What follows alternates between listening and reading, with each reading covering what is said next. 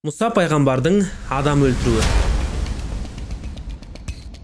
Мұса өсет, ер жетет. Күндердің бір күнінде Исраил қауымы мен Перғауынның қауымының адамы ерегісіп қалады. Мұса барып Исраил қауымының адамына жақтасам деп, абайсызда Перғауынның адамын өлтіріп қояды.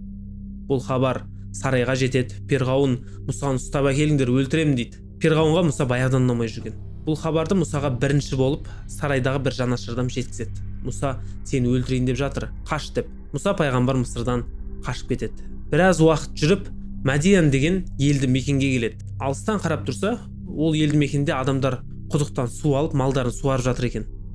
Шет жағына қараса, екі қыз сол құдыққа қарап отыр. Мұса бәрі дұрыс па екен деп қастарына барып, неге малдарын суармай жатсыңдар дейді. Сонда қыздар, негізі малға қарайтын біздің әкеміз ғой, бірақ қартайып қалды. Біз келіп су алайын деп едік, адам өте көп екен, біз олармен таласа алмаймыз деді. Қазір бәрі алып болсын, артынан аламыз дейді.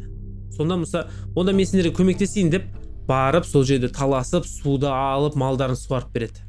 Қыздар риза болып үйіне қайтып кетеді.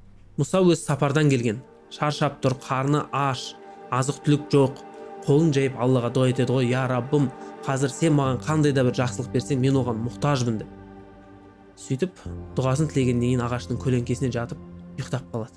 Біраз уақыттан соң жаңағы екі қыздың біреуі келіп Мұсаны оятады.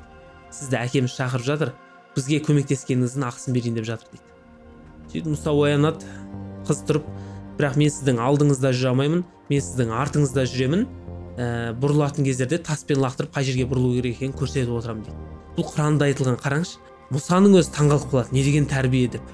То есть әйел адам еркектің алдында емес, шетінде, қасында емес, артында жүру керек екен да. Сөйтіп Мұса үйге жетеді, оны тамақтандырады, әңгімелеседі, мән-жайды түсінеді. Сөйтіп әкесі: "Сен Перғауыннан қашып келе жатыр екенсің ғой, залымнан қашып келе жатыр екенсің, мен қыздарыма көмектесіпсің, барар жерің, басар тауың жоқ. Онда былай қылайық, мен саған жұмыс берейін, егер келіссең" дейді. Мұса кез келген ұсынысқа келісейін деп тұр ғой енді. "Егер келіссең, менің екі қызының біреуін әйел қылып ал. Қалың мал ретінде менің малдарымды 8 жыл бақып берсең, былайынша айтқанда енді шаруашылығымды жүргізіп берсең, енді өзі қартайып қалған ғой, сол қалың мал болады. Жатар жерің бар, ішетін тамағың бар" дейді. Сөйтіп Мұса келіседі.